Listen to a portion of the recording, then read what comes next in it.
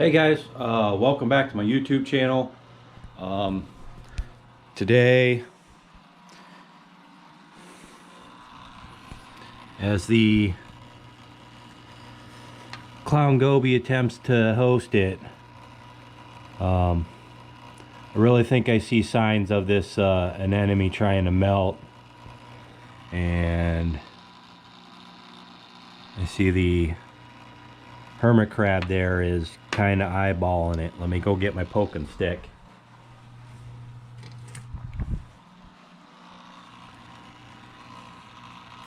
Alright, backwards. Alright, I got my poking stick, and we're just gonna, oops, well, didn't mean to do that to the Recordia frag, but what's done is done. But just in case he's not dying, I don't want that stupid hermit crab anywhere near it. And honestly, I would take that hermit crab out right now and put him in the sump of the 250 over there, if it weren't for the fact that I'm not entirely sure he wouldn't be carrying them ball anemones on his shell there. So can't do that. Yeah, somebody once commented that I should use this as my my quarantine tank for the 250, and I said on the comment, but I'll say again here, there's a reason I can't do that, because I'm not totally positive that this tank is pest free. I know I have the bristleworms in there, which, you know, depending on your opinion, here, let me get my towel here, which depending on your opinion of it, I hold my arm at a weird angle there.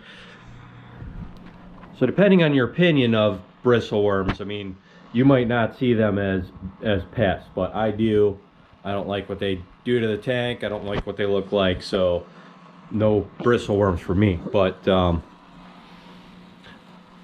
at the same time, at one point had flatworms in here. I haven't seen a flatworm in years at least. I think, you know, they might have died off, but there may be, like I said, a bobbit worm somewhere in here, and who knows if there's maybe more than one of them.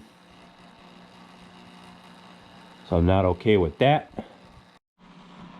But like I have verminid snails. That's why I have this bumblebee snail in here. And even with him, I'm not necessarily getting all of it. And then I have the ball anemones, which I'm going to try again to get you a look at. There's one in this dark hole here. Let me get a flashlight. Where's the flashlight at? Again, this camera's not good at this distance, but in that hole there's one of those ball anemones. There's tons of tiny ones all along the bottom here. There's one back in that hole, and I can see it clear as day, so I don't know how the camera manages not to pick it up, but it doesn't. So try and, yeah, you might be able to see it there. And there's like 3 of them in there in that hole. 3 big ones.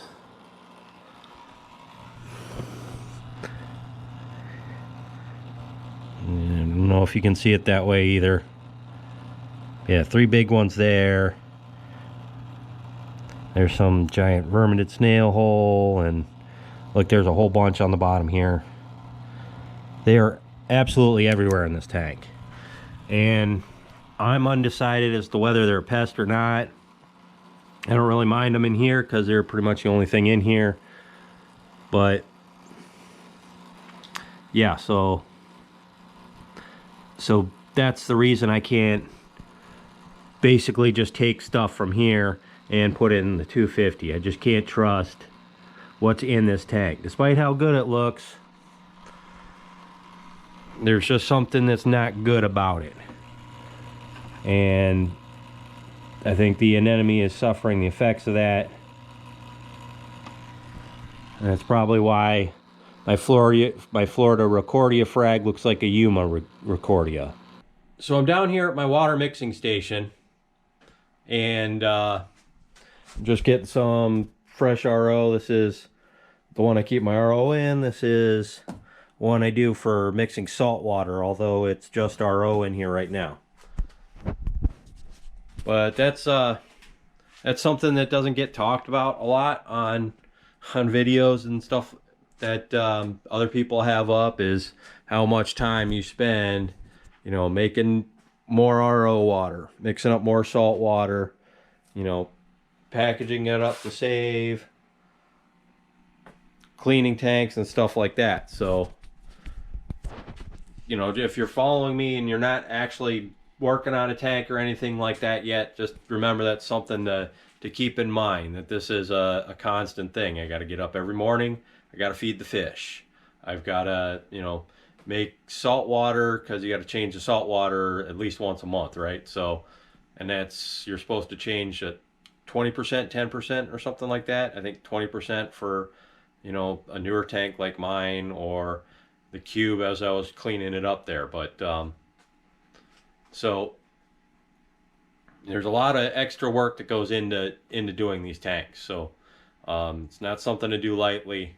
It's basically a lifestyle. I mean, you can do other stuff with your life too. I mean, I've proven that, but just remember that it's something you've got to add into your life, or else things get away from you, like the cube got away from me. When it was all covered in algae, that's what happened. I got behind on my water changes. I wasn't paying attention to the light to notice that it was dying. You know, all stuff like that. So, you know, it's like I said, it's a lifestyle, and you got to make it part of your routine. And seeing as I still have time, as I wait for my bucket to finish filling up, I wanted to say that like, the reason I'm doing these videos and stuff like that, you know, while everybody on forums and, you know, even people on this page say, you know, hey, go check out BRS's video, check out Bob's Aquatics video and their tutorial on how to do that. Well, all those things are great, and I do watch all those videos, honestly. But the problem is that a lot of them are set on a certain pattern. Like BRS's TV tanks, all their you know, videos are based on, you get these fish first and you have to have them in your tank. And, you know, I don't necessarily want some of those fish. I don't necessarily want a tang or a wrasse. So, you know, what other options are out there? Well, there's not really videos out there on that. There's, you know, it's really hard to find out on the internet. And, you know, even if you go to forums like, say, Reef to Reef, or, you know, some of the other ones, there's no guarantee that anybody's going to answer your question. There's no guarantee that the person who actually knows, that is a member of that forum, is even going to come across your post.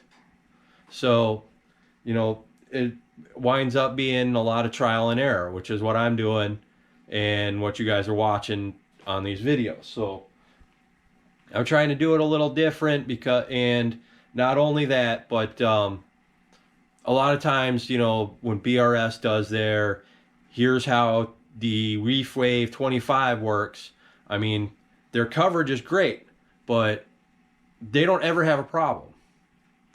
I have problems with everything I put on. So I'm hoping that, you know, my struggles will help you guys, and maybe even that, you know, some of you guys that know a lot more about saltwater than I do can give me tips and help me along my way.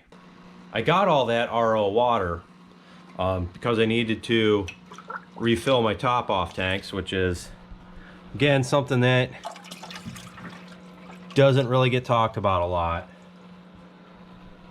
And like this one in particular, since I've switched to this this little 1 gallon aquarium as a top off tank, I have to refill this top off tank at least 3 times a week. The one in Cube there, we'll go over there in a minute and we'll top that one off. But you'll also notice that I have a towel on the floor here with me. That's something that doesn't get talked about a lot. Why is the towel on the floor? No, it's not because I spilled water, but it's because I'm going to spill water. Maybe not today, maybe not tomorrow, but I'm gonna spill some water. And that's something else you gotta pay attention to. You're gonna spill water for sure. I spilled lots of water setting up that 250 over there, and I learned something right off the bat, which is if I spill water over there, the water drains right out into the garage, right down the street. It doesn't sit in the house at all, which is great. But you know, that's something to think about. So I always have a towel on hand somewhere, you know, to clean up spills, or just to wipe myself off if I need to stick my hand in the aquarium and move the recorder frag again. I'm probably going to eventually have to glue that down. I do have the glue, so I'm probably going to do that soon.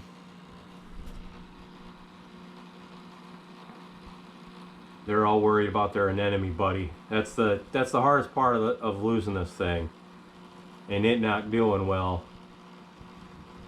My fish absolutely love it. What are you gonna do? Sorry to go off on a tangent there. It just, you know, my failures as a aquarium keeper, you know, really bother me. So going back over the cube tank, or to the Reefer 250, the algae is really starting to get bad. I see it being almost hair-like in the sump, although I'm not going to show you because the light's not on. You guys are right, I do need to throw some lighting in here, and I may go to Home Depot soon to do that, but they're getting serious with the whole quarantine thing, so I don't know if going outside's a good idea anymore. Looks like they've almost filled in this entrance to their hole.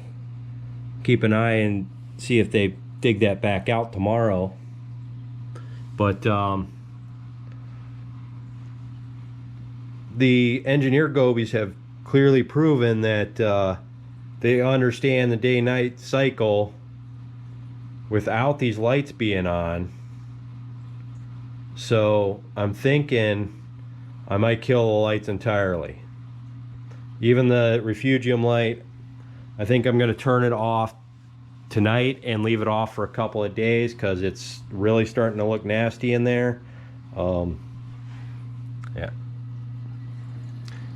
And anybody else with the 250 that I know there was one guy that had a 250 that was watching these videos. My little catch things here have never ever worked. See, I can't get them to snap in, and with them snapped in, I can't make it snap out with the door. And I don't think that's just in the adjustment of the door. I don't think there's any more adjustment I can do for that. So let me get the flashlight that I just had, and I put it over here.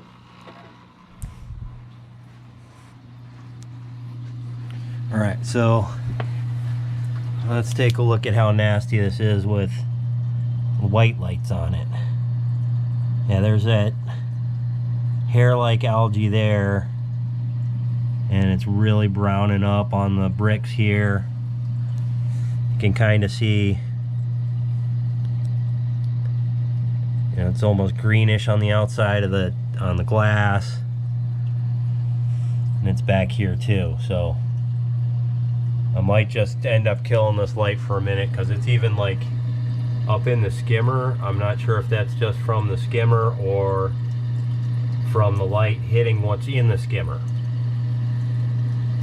But skimmer's working good. I had to empty it today. It was filled up to almost a quarter of the way up. So I'm glad that's working.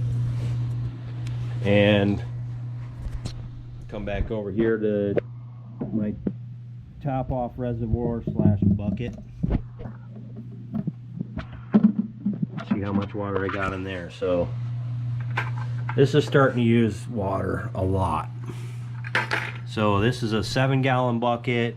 I probably don't ever have more than 5 gallons in it at a time, and it's usually got about a gallon in it when I do fill it up. So that lasts me, like I said, about 5 gallons a week is what this is using, I think. So that's pretty full. So that's like actually 6 gallons now. So that shouldn't need filled up for a while. Give it a couple of snaps on the, there we go, on the lid here. I was trying to snap it on the wire. Just a couple of snaps to keep the water inside it. I'm just peeking on these guys one more time. It just doesn't look healthy down there on the bottom. Let me know what you think. But we'll keep the watch and hope it's not really a death watch. Alright, and one more thing. Does anybody know what these fluffy white things are that are everywhere, that look like little plants or something? Does anybody know what those are? So I'm not sure how much I shot there. Might not be enough for a full video, so I actually did film yesterday. I filmed, I made some more beef jerky. I wasn't gonna put up the footage, and then I decided since I shot it anyway, I'm gonna put it up. So if this isn't long enough, I'm gonna go ahead and stick it right here. But I did order a whole bunch of equipment, so it should be here, I don't know, middle of this week, end of this week, start of next week. Who knows with this virus that's going around. So we'll see when that gets here. So everybody keep your fingers crossed for my NEM, and I'll see you next time.